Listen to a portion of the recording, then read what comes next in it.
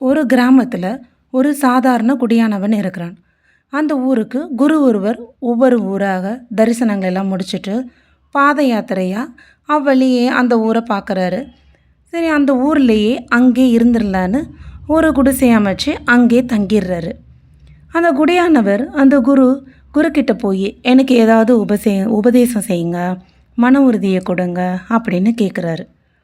உனக்கு என்ன செய்யணும்னு தோணுதோ அதை செய்யப்பா அப்படின்னு சொல்லிடுறாரு. இதில் என்ன இருக்குது அப்படின்னு. என்ன செய்கிறதுனே அவருக்கு தெரியல. மண்டையை போட்டு பிச்சுக்கிறாரு. கடைசியாக ஒரு முடிவுக்கும் வர்றாரு. தான் வீட்டுக்கு எதிரிலேயே ஒரு சட்டிப்பானை செய்யும் குயவரை பார்க்குறாரு.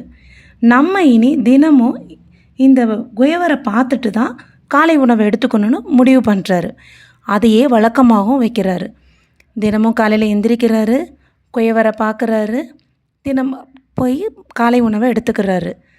இப்படியே செஞ்சிட்ருக்கும்போது ஒரு நாள் இதே போல் காலையில் எழுந்து வந்து பார்க்கும்போது குயவரை காணோம். இவருக்கு குயவரை காணமே என்னடான்னு தேட ஆரம்பிக்கிறாரு. தேடுறாரு, ஒரு தெரு 2 தெருன்னு தேடிக்கிட்டே இருக்கிறாரு. இவருக்கு பசி வேற எடுத்துருது. அப்போ விசாரிக்கும் போது தான் தெரியுது அவர் மண்பானை செய்கிறதுக்காக ஆற்றுல போய் மண் எடுக்கிறதுக்கு போயிருக்காரு அப்படின்னு. இவரும் ஓடி ஆற்றை நோக்கி ஓடிட்டுருக்கிறாரு. அங்கே போன பிறகு தான் தெரியுது அவர் அங்கே மண்ணை நோண்டிக்கு இருக்கிறத பார்த்துட்டாரு. அவரை பார்த்த உடனே நான் பார்த்துட்டேன்னு உருண்டு பிறண்டு எந்திரிச்சு ஓடி அவர்கிட்ட நெருங்கி போகிறாரு. இவருக்குன்னா அதிர்ச்சி குயவருக்கு. ஏன்னா அவர் தோண்டிகிட்டு இருக்கும்போது மண் எடுத்துகிட்டு இருக்கிற அங்கே ஒரு புதையல் வருது அவருக்கு. இவர் புதையலை பார்த்துட்டாரே அப்படின்ற ஒரு அதிர்ச்சி அவருக்கு. சரி, பார்த்துட்டாருல, 2 பேரும் இதை பங்கு பிரிச்சுக்கலாம் அப்படின்னு பார்த்ததாகவே இருக்கலாம் அப்படின்னு பங்கு பிரிச்சுக்கிறாங்க 2 பேரும்.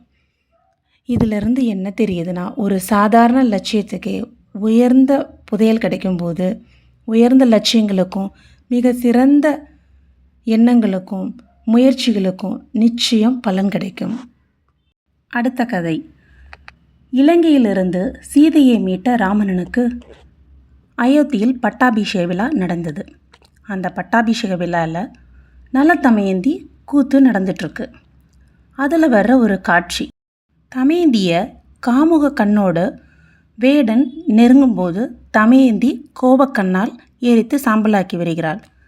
நீங்களும் கற்புக்கரசி தானேம்மா, ஏன் ராவணனை எரிக்கவில்லை அப்படின்னு பக்கத்தில் இருந்த தோழி சீதையை பார்த்து கேட்குறாங்க. அதற்கு சீதை, நலன் தமயந்தியை விட்டு பிரிந்ததால் அவள் ஆற்றலை காட்ட வேண்டிய சூழ்நிலை. ஆனால் ராமன் என்னோடு இருப்பதால் அவர் ஆற்றலுக்கு எந்த குறையும் வந்துவிடக்கூடாது என்று ராவனை எரிக்கவில்லை என்று கூறினார். அடுத்த கதை, மனநலம் குன்றியவரின் புத்திசாலித்தனம். ஒரு செல்வந்தர் எப்போவுமே சிட்டிக்கு வெளியில் இருக்கிற பாரில் போய் தான் ட்ரிங்க் பண்ணுறத வழக்கமாக வச்சிட்டு இருந்தார். அப்படி ஒரு நாள் ட்ரிங்க் பண்ணிவிட்டு ரிட்டர்ன் ஆகும்போது அவருடைய கார் பஞ்சர் ஆகிடுது. சரி, பஞ்சரான டயரை நம்மளே சரி பண்ணலான்னு டிக்கியை எடுத்து ஜாக்கியெல்லாம் வச்சு சரி பண்ணி கலட்டிட்டு புது டயரை எடுக்கலான்னு போகும்போது கையில் வச்சுருந்த போல்டை பக்கத்தில் இருந்த கால்வாயில் தவற விட்டுடுறாரு. அவருக்கு அதை எடுக்கணும்னு நினைக்கிறாரு. ஆனால் அவரால் முடியலை. மனம் இல்லாதனால யார்கிட்டையாவது ஹெல்ப் கேட்கலான்னு நினைக்கிறாரு. அப்போ அந்த வழியை வந்த மனநலம் குன்றியவர்கிட்ட இந்த போல்டை எடுத்து தரியா, எனக்கு ஹெல்ப் பண்ணுறியா அப்படின்னு கேட்குறாரு. அதுக்கு அவர், சுற்றியே உள்ள 3 வீலில் இருந்து ஒரு போல்டை எடுத்தீங்கன்னா இந்த காருக்கு தேவையான போல்டு உங்களுக்கு கிடச்சிரும். அப்புறம் நீங்கள் சிட்டிக்குள்ளே போய் தேவையான அந்த 4 போல்டை வாங்கி டயரில் போட்டால் முடிஞ்சதுன்னு ஐடியா கொடுத்துட்டு போய்கிட்டே இருந்தார். அடுத்த கதை, யார் முயற்சிப்பது. அது ஒரு அழகான பார்க். அந்த பார்க்கில் நிறைய பேர் நடைப்பயிற்சி மேற்கொள்கிறாங்க. அப்போது அங்கே வர்ற ஓவியர் தான் கையில் இருந்த ஓவியத்தை ஸ்டாண்டு போட்டு நிறுத்துறாரு. பக்கத்துலேயே ஒரு ஒயிட் போர்டையும் வச்சு நிறுத்துகிறாங்க.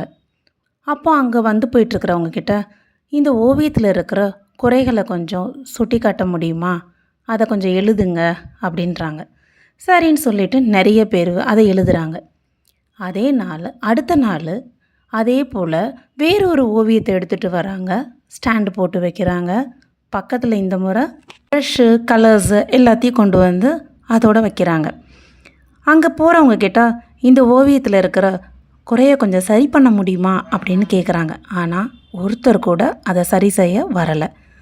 குறை கூறுறதுக்கு வர்றவங்க ஆனால் அதை சரி செய்யணும்னு சொல்கிறப்போ எந்த முயற்சியும் செய்யவில்லை. யார் முயற்சிப்பது? அடுத்த கதை. ஒரு குருகுலத்தில் நிறைய மாணவர்கள் படிச்சுட்டு வந்தாங்க. அங்கே இருந்த எலி அவங்களுக்கு ரொம்பவே தொந்தரவாக இருந்தது. சரி, அதுக்கு என்ன பண்ணலான்னு ஒரு பூனையன்னா வாங்கி வளர்க்கலான்னு முடிவு பண்ணுறாங்க. பூனையும் நல்லா பழகவே நல்லா பழகிருச்சு. அந்த பூனையால் அவங்களுக்கு எலிகள் இருந்த தொல்லையும் போயிருச்சு. பூனை என்ன பண்ணுது? இப்போது மாணவர்கள் படிச்சுட்டு இருக்கும்போது அங்கேயும் இங்கேயும் ஓடிட்டு விளையாண்டு தொந்தரவு பண்ணுது.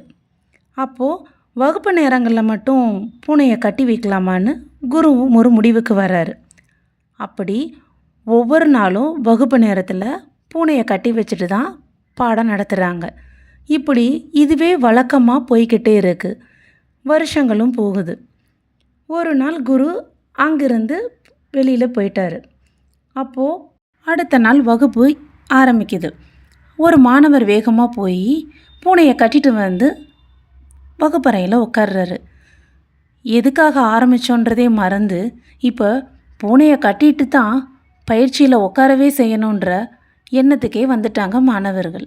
இப்படி எதுக்காகவோ ஆரம்பித்த விஷயங்கள் சில மூட நம்பிக்கைகளாகவும் பழக்க வழக்கங்களாகவும் மாறிடுச்சு. கதைகள் பிடித்திருந்தால் லைக் பண்ணுங்கள், ஷேர் பண்ணுங்கள், சேனலை சப்ஸ்கிரைப் பண்ணுங்கள். நன்றி.